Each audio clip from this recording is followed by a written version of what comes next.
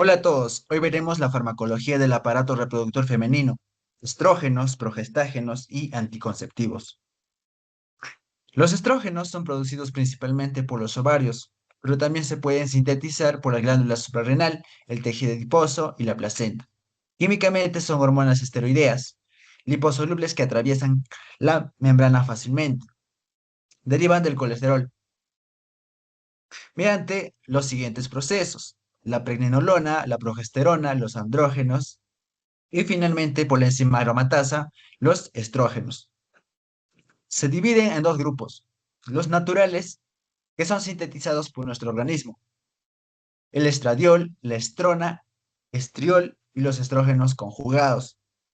Y los estrógenos sintéticos, y los más utilizados son los etinilestradiol, el estradiol valerato y el mestranol. Su mecanismo de acción se reduce en 6 procesos básicamente. La primera es la difusión de estos fármacos a través de la membrana. Segundo, la unión a su receptor estrogénico, que son nucleares, y en estos formarán el dímero hormona y receptor. Luego se unirán al ADN en el elemento de respuesta estrogénica, y estas van a activar la transcripción de genes, y finalmente se sintetizarán las proteínas. Y los receptores estrogénicos alfa comprometen el ovario, el útero, la mama, el hígado y el hipotálamo. Los más importantes es el ovario, puesto que facilita la maduración folicular; en el útero la proliferación endometrial, que es la principal, que va a aumentar el moco cervical como su flujo; y en la mama, principalmente la maduración de los conductos mamarios; y en el hígado, la producción de factores de coagulación, la enzima que va a transformar la ECA, que es el angiotensinógeno, y globulinas transportadoras; y en el sistema hipotálamo hipoficiario, su regulación hormonal.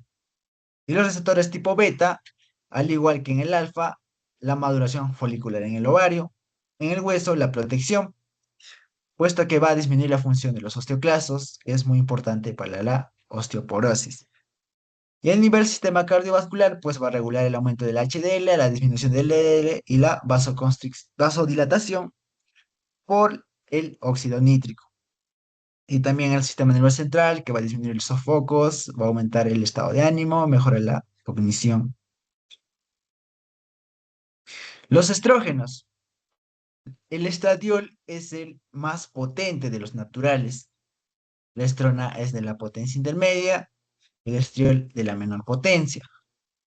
En las que el estradiol va a predominar en la edad de la mujer en su estado reproductivo. La estrona después de la menopausia, es decir, de la posmenopausia. Y el estriol en el embarazo. Y su origen principal del estradiol son los ovarios. La estrona, pues, va a ser la conversión de estradiol a estrona. ¿Esto qué quiere decir? Que no va a ser a nivel ovárico, sino a nivel extraovárico. El estriol, su origen principal es la placenta. Y estos fármacos naturales principalmente se van a usar para la terapia hormonal de reemplazo, puesto que estas se asimilan más a lo natural que nosotros poseemos.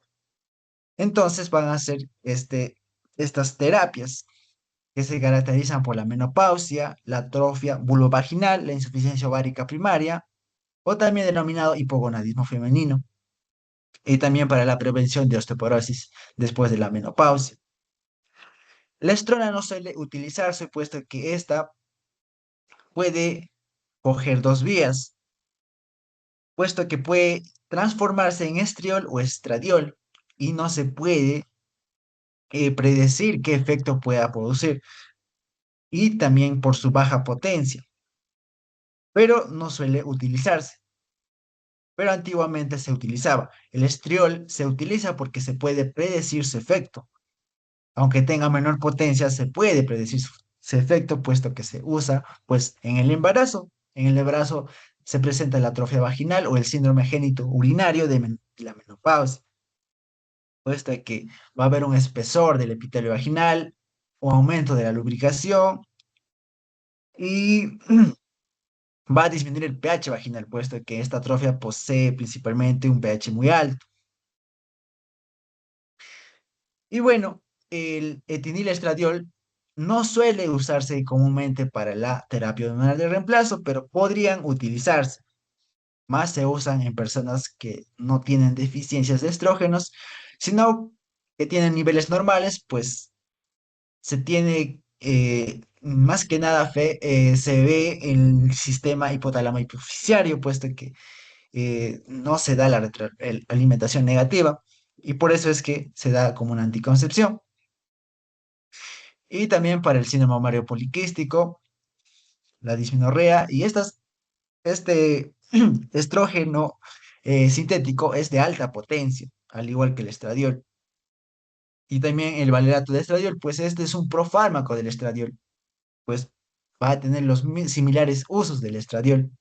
Y también poseemos los estrógenos conjugados. Estos básicamente son una mezcla de estrógenos naturales, como el sulfato de estrona y la equilina, que estas se derivan prácticamente de los equinos, ¿no? Principalmente los caballos, las yeguas, están embarazadas y bueno, se pasan por un proceso de laboratorio y pues tienen estos similares efectos a los naturales y suelen utilizar como en la terapia hormonal de reemplazo. El estradiol se le coloca E2 porque tiene dos ramas de hidroxilo, la estrona E1 por una rama y el estriol por tres ramas. El etinilestradiol, pues químicamente deriva, ¿no?, del estradiol, pero con una cadena adicional para su efecto de vida media más larga. Y el mestranol, pues deriva del etinilestradiol. Su farmacocinética. El estradiol, la estrona y estriol, pues los tres, eh, digamos, siguen una secuencia. El estradiol puede transformarse en estrona y este en su metabolito final, que es el estriol. Pero la estrona es reversible con el estradiol, pero irreversible con el estriol. La más utilizada es el estradiol, pues su liberación puede ser oral, vaginal, transdérmica, intramuscular. Y tiene una amplia distribución y una alta unión, como la estrona, pero el estriol tiene una menos unión y una menor distribución. Y bueno, puede ser a través de la albúmina o la globulina fijadora de hormonas sexuales. Su metabolismo va a ser hepático de todas, pues como les dije, va a convertirse en estrona, luego estriol, ¿no? La más importante es el estradiol porque es el más potente y de vida media más corta. Y por eso es que se creó el etinilestradiol, porque tiene esta misma potencia, pero con una vida media más larga de 13 a 27 horas. Y tiene una excelente absorción vía oral, a diferencia del estradiol, puesto que tiene diferentes vías. Y el valerato de estradiol, pues, es un profármaco del estradiol, pues, lo mismo, la misma distribución que el estradiol y el metabolismo, pero esta tiene una mayor vida media. En los efectos adversos, los más frecuentes tenemos las náuseas, vómitos, sangrado uterino, mastalgia, dolor de mamas y la retención de líquidos, o sea, edemas, ¿no? Eso sería lo más frecuente, pero los más importantes por su uso excesivo serían el aumento de la presión arterial, la trombosis, embolia. Esto prácticamente por el receptor tipo alfa, pues tiene que ver con el hígado, pues de que aquí se producen los factores de coagulación. Y también podrían sufrirse un accidente cerebrovascular. Y su uso prolongado, pues, compromete el endometrio con una hiperplasia o aumentar el riesgo de cáncer de endometrio. Y está contraindicado prácticamente para el excesivo efecto de los receptores, porque sabemos que los receptores actúan a nivel de la mama, el endometrio, a nivel del hígado. Pues aquí vemos, ¿no?, la trombosis, el cáncer de mama, endometrio y la enfermedad hepática y el sangrado uterino, pues, puesto que produce las hemorragias. Y en el embarazo, puesto que ya se producen los estrógenos y por ello está contraindicado. Y un caso patológico es la hiperplasia endometrial, en la que los estrógenos, pues, estimulan el crecimiento. Si hay un exceso de niveles de estrógenos, pues va a estimularse por un exceso, es decir, una hiperplasia en la que no hay un efecto de contrarrestación, pues la progesterona hace ese efecto, pues detiene ese efecto de proliferación. Y si hay un exceso y una disminución de progesterona, pues compromete la hiperplasia endometrial. Esto se puede deber a un excesivo uso de estrógenos sin progesterona. Y bueno, podía formarse una tipia y luego un adenocarcinoma. Pues su tratamiento es el opuesto de estrógenos, que sería la progesterona. Tenemos la medroxiprogesterona, el megestrol y el levonorgestrel. Ahora hablemos de las progestinas. Las progestinas, o también denominadas progestágenos o gestágenos. En los naturales solo tenemos una, que es la progesterona. Esta se sintetiza en el cuerpo lúteo y la placenta. Y en los sintéticos tenemos en el cuadro las diferentes. En el primer grupo tenemos el pregnano, que es el derivado de 17 alfa acetoprogesterona. Como vemos en la imagen de las estructuras químicas, pues esta en el carbono número 17 se agrega una estructura química que le da un mayor tiempo de acción de vida media y eso la hace más estable. Y bueno, estas se utilizan para la terapia hormonal menopáusica, al igual que los estrógenos o el tratamiento con los estrógenos, puesto que se suelen dar tanto estrógenos y progesteronas. Al igual que también se puede dar vía parenteral a través de la inyección. Y también tenemos otro grupo que es el estrano, que es el derivado del 19-nortestosterona, que prácticamente es un derivado de la testosterona. Los fármacos principales como la norepinefrina y el linestrenol. Que estas dos tienen una actividad progestacional, es decir, antes del embarazo, o sea, en la etapa del embarazo.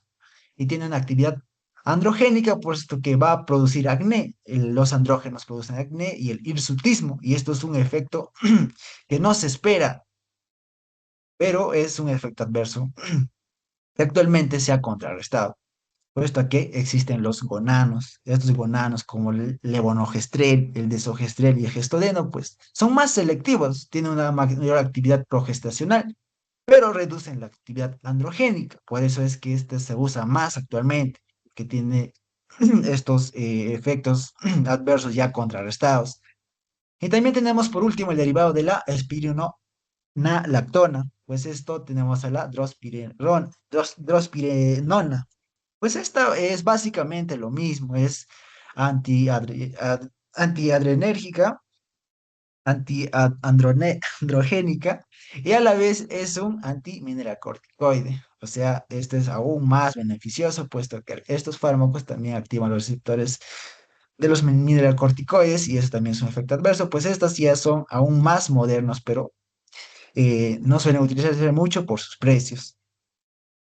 Y su farmacocinética, en resumen, pues la absorción, al igual que los estrógenos, estos van a tener diferentes vías, vía intramuscular, vaginal, implantes, pero estas tienen una menor biodisponibilidad, vía oral, por el efecto primer paso.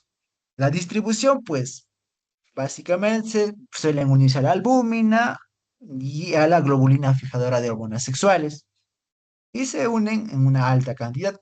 Por eso es que tiene baja biodisponibilidad. Y su metabolismo, pues va a ser a través del hígado, pues esto es más corta a diferencia de los estrógenos naturales, pues la progesterona solo es de 5 minutos. En cambio, las progestinas, los fármacos sintéticos pues tienen una alta vida media, pues de 7 a 24 horas. Y su excreción va a ser principalmente vía orina, o también la vía menos principal, la bilis. Ahora veamos los mecanismos de acción. Estas también tienen dos, receptor de progesterona alfa y la beta, o también tipo A, tipo B. La principal es la B, puesto que esta activa lo que nosotros deseamos, que es la transcripción. En cambio, la tipo A contrarresta al B, ¿no? Y su resumen sería la progesterona, se une al receptor, se disocia, se fosforila, se dimeriza y se une al elemento de respuesta. Y estos van a reclutar a los coactivadores, que ahí tenemos los genes. Y estas pues van a activar a la ARN polimerasa tipo 2 y finalmente se va a tener la expresión génica. Sus efectos principales va a ser la remodelación de la cromatina mediante la acetilación de histonas. Y su regulación de genes va a tener más que nada en el embarazo, que va a comprometer el endometrio y la implantación, como también la glándula mamaria, específicamente en las glándulas, ¿no? Y no en los conductos mamarios, porque los conductos mamarios predominan los estrógenos. Disecciones fisiológicas, pues tenemos a nivel neuroendocrino, que prácticamente va a disminuir la frecuencia de las hormonas gonadotropas en la fase lútea. Sabemos que, que las progesteronas pues predominan prácticamente en la fase lútea. Por eso es que se disminuye en la fase lútea los pulsos de la hormona gonadotropina. Y también tenemos a nivel de la glándula mamaria, como les dije, en la producción de leche y los efectos metabólicos, pues no, la más importante es que va a estimular la lipina lipasa y va a mejorar la deposición de la grasa. Y en el sistema nervioso central, pues tiene que ver con los sofocos, porque esto es un termostato que prácticamente va a regular, ¿no? La temperatura, aumentando. Y también el tracto reproductivo, ¿no? Tanto en el ciclo, en la menstruación y los diferentes que vemos en la pantalla. Y ahora tenemos a las antiprogestinas o moduladores del receptor de progesterona. Y estos serían los más importantes, ¿no?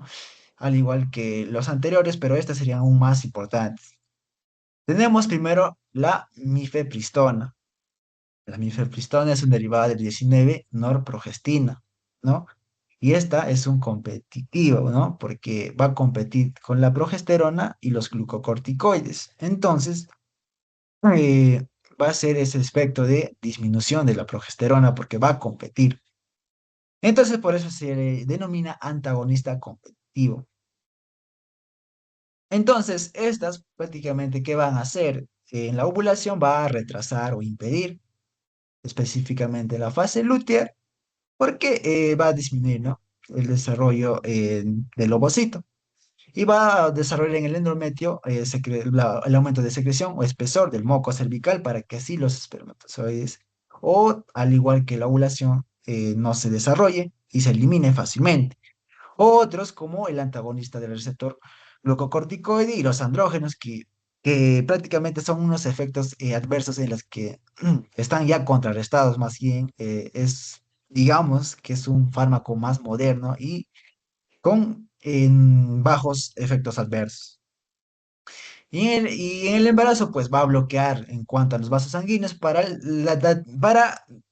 digamos, para que no se pueda desarrollar el ovocito. Y también va a ser una separación del blastocisto y va a disminuir la hormona del embarazo, que es el HCG. También va a disminuir la progesterona, va a aumentar las prostaglandinas y la sensibiliza el miometrio y hablan del cuello uterino. Uso terapéutico, pues estas se van a utilizar prácticamente cuando hayas tenido relaciones sexuales sin protección, ¿no? Después de los 3 días específicamente. Y bueno, se suele dar con misoprostol, pues el misoprostol es un fármaco en el que va a ayudar en la contracción uterina, en el sangrado y para la eliminación del ovocito. Y también se le suele dar con Gemeprost o sulprostona. Y tiene una eficacia del 90% de los embarazos, ¿no? Igual a los 49 días, es decir, antes de las 7 semanas. Y sus efectos adversos, pues, son mínimas, puesto que solamente la más importante y la más grave sería el sangrado vaginal. Y rara vez, ¿no? Requiere una transfusión sanguínea cuando hay exceso de sangrado vaginal. También suele presentarse dolor abdominal, calambres uterinas, náuseas, vómitos y diarrea. Y sus contraindicaciones, pues, serían pacientes mayores después de las 7 semanas o también pacientes con tratamiento crónico de glucocorticoides, puesto que estos son antagonistas. Y a dosis altas puede causar insuficiencia suprarrenal, ¿no? Por el antiglucocorticoide. Ahora vemos el ulipristal. Pues este es un fármaco anticonceptivo de emergencia muy utilizado antes de las 72 horas o los 3 días, ¿no? Y tiene una eficacia, pues, hasta los 5 días después de su uso, ¿no? Después del coito sin protección, ¿no? Pues químicamente, pues deriva, al igual que el mifepristona, del 19-norprogesterona. Pues les dije, ¿no? Es un modulador selectivo del receptor de progesterona, pues actúa como un agonista parcial de los receptores de progesterona. ¿Esto qué quiere decir? Que va a actuar al igual que las progesteronas, pero a un nivel más bajo. Y esto hace que los efectos no lleguen al pico.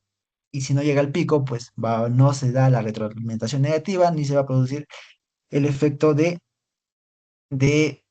los ovocitos para que estos puedan ser liberados, puesto que no hay un pico de LH. Entonces también se le considera como un débil antagonista de los receptores de los glucocorticoides. Y bueno, se le da una dosis de 30 miligramos para inhibir, ¿no? La ovulación, ¿no? Durante estos 5 días. Y bueno, tiene igual o aún más eficacia que el levonorgestrel, ¿no? Cuando suele administrarse dentro de los 3 días, ¿no? Y sus efectos adversos son mínimos, cefalea, dolor abdominal y es más autolimitado.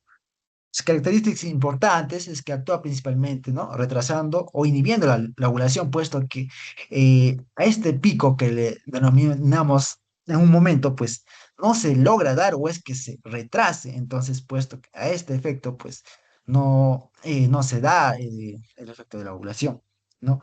Y una presenta menor efectividad, ¿no? A comparación de la mifepristona en cuanto a los antiglucocorticoides, ¿no? Pues recordemos que la mifepristona prácticamente ya se desarrolla, es más abortiva, ¿no?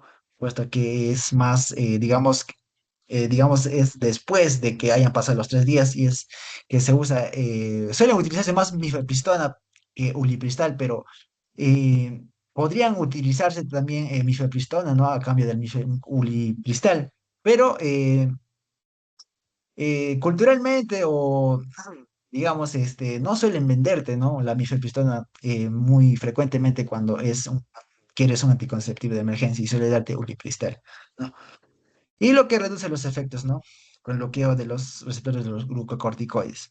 Entonces, ¿cuál es mejor, la mifepristona o el ulipristal? Es mejor la mifepristona, pero no te van a dar de manera más fácil, digamos, la mifepristona, ¿no? Continuando con la exposición, ahora hablaré acerca de los principales métodos anticonceptivos, los cuales se van a clasificar en dos grandes grupos, los métodos hormonales y los no hormonales. En primer lugar, los anticonceptivos hormonales funcionan mediante la administración de hormonas, principalmente los estrógenos y o progestágenos, que van a inhibir la ovulación, espesan el moco cervical para poder dificultar el paso de los espermatozoides y modifican el endometrio, disminuyendo la posibilidad de un embarazo. Dentro de este grupo encontramos los anticonceptivos orales combinados, el parche transdérmico, el anillo vaginal, las píldoras solo con progestina, entre otros. Estos deben utilizarse únicamente en situaciones excepcionales y no como un método de uso habitual, como por ejemplo el anticonceptivo de emergencia o postcoital. Por otro lado están los métodos no hormonales que no modifican el funcionamiento hormonal del organismo.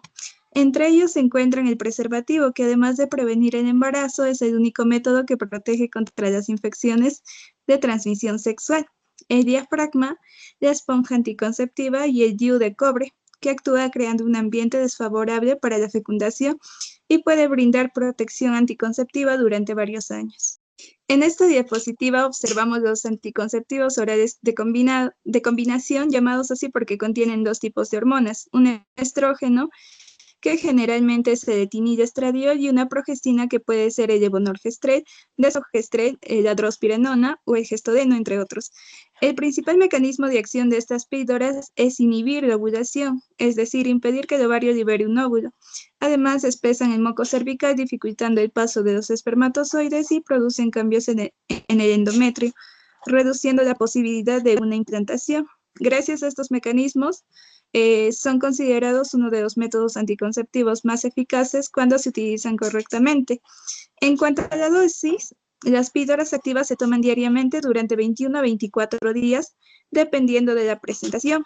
Posteriormente se realiza un intervalo de 4 a 7 días durante el cual se toman los comprimidos placebos, que son sustancias inactivas como por ejemplo el azúcar, o simplemente se descansa.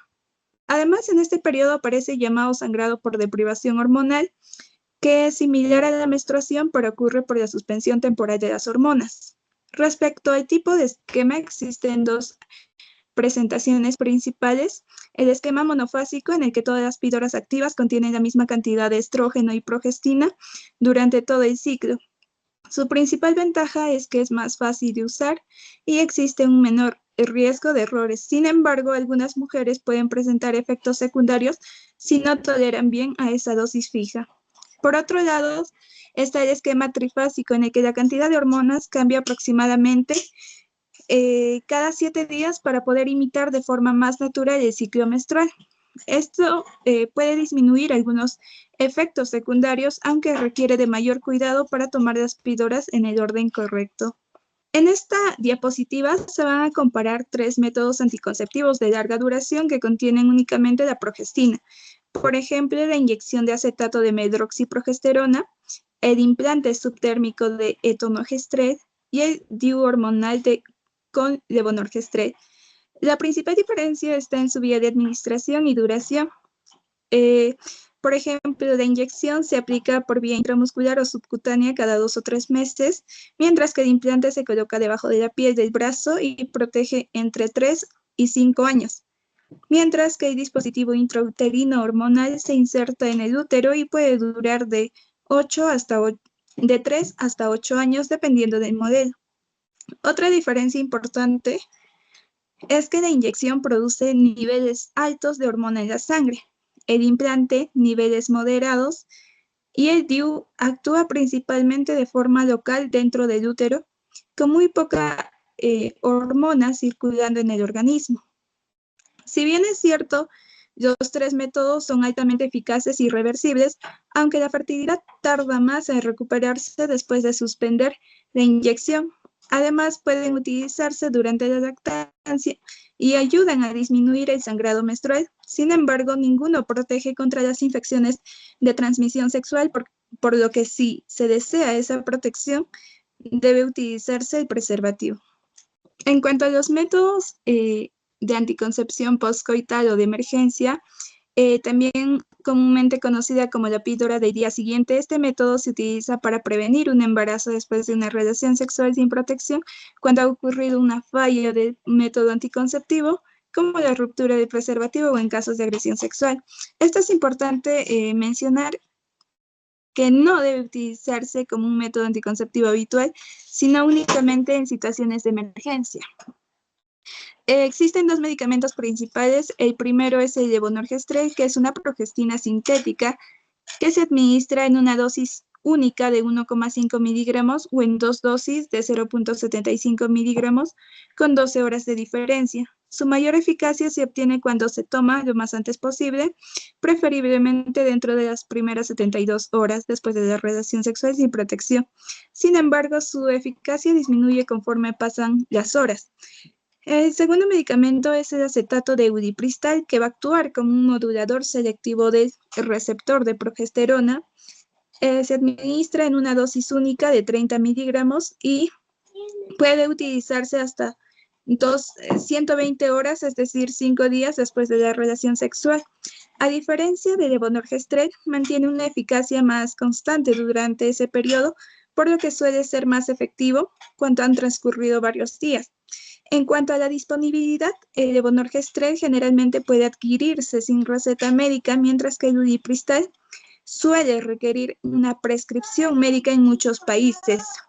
Entre las ventajas de estos medicamentos destacan que son métodos seguros, no son abortivos, actúan rápidamente y no afectan la fertilidad futura.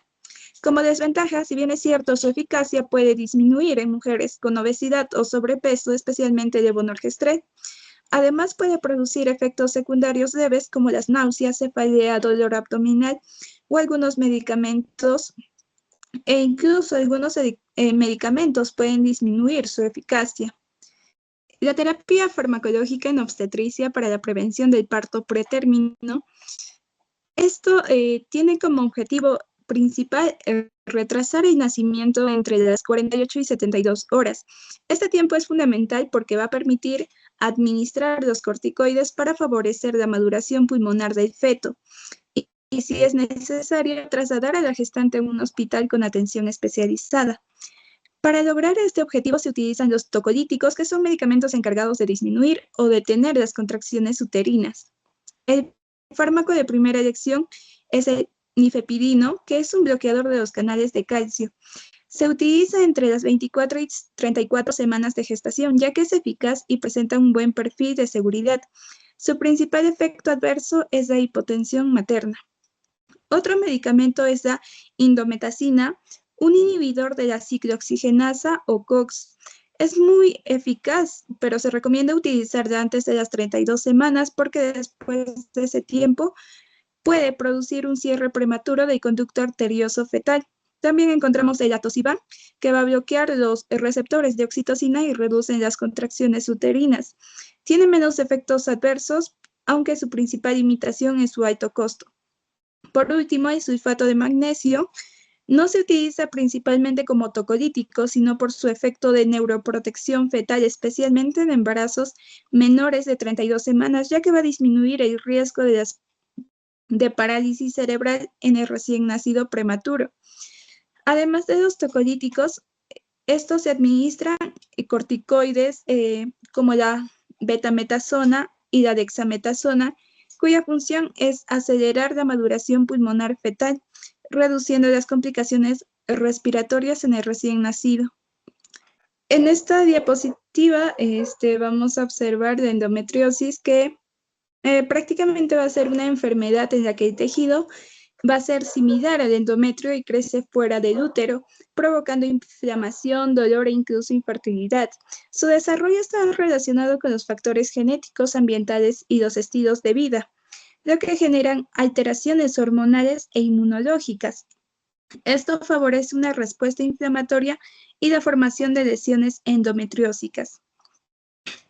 Las localizaciones más frecuentes son los ovarios, el peritoneo y los ligamentos uterosacros, aunque también puede afectar el intestino, la vejiga y en casos poco frecuentes el pulmón. En cuanto a las manifestaciones clínicas, el síntoma más característico es la dismenorrea, es decir, un dolor menstrual intenso, aunque también son frecuentes los dolores pélvicos crónicos, la dispareunia o el dolor durante las relaciones sexuales, la infertilidad y el dolor al defecar cuando existe un compromiso intestinal. El tratamiento farmacológico busca aliviar el dolor y frenar el crecimiento de las lesiones mediante terapias hormonales y antiinflamatorias, mejorando así la calidad de vida de la paciente. El tratamiento farmacológico de la endometriosis va a depender de que si la paciente desea o no quedar embarazada. En caso de que la paciente no desee un embarazo, el tratamiento de primera línea consiste en AINES para aliviar el dolor asociados a los anticonceptivos hormonales. Si existe infertilidad o una enfermedad avanzada, se evalúa la posibilidad de una cirugía. En cambio, si la paciente sí desea un embarazo, se busca preservar la fertilidad y el manejo se individualiza de acuerdo a cada caso. En la tabla superior derecha se comparan los principales tratamientos. Los AINES son eficaces para disminuir el dolor, pero no reducen las lesiones. Los anticonceptivos orales combinados y el DIENOGES son tratamientos de primera línea porque controlan tanto el dolor como el crecimiento de las lesiones, y en casos más severos se utilizan los agonistas o antagonistas de la hormona liberadora de las gonadotropinas y el letrozol. Se reserva como un tratamiento de tercera línea. Finalmente, en la parte inferior se van a comparar los principales progestágenos, por ejemplo, el DIENOGES, que destaca por ser el que tiene mayor evidencia y eficacia, mientras que el levonorgestrel 3, mediante el sistema intrauterino, ofrece una acción local prolongada. En conclusión, el tratamiento debe individualizarse de acuerdo a los síntomas, la gravedad de la enfermedad y el deseo reproductivo de cada paciente.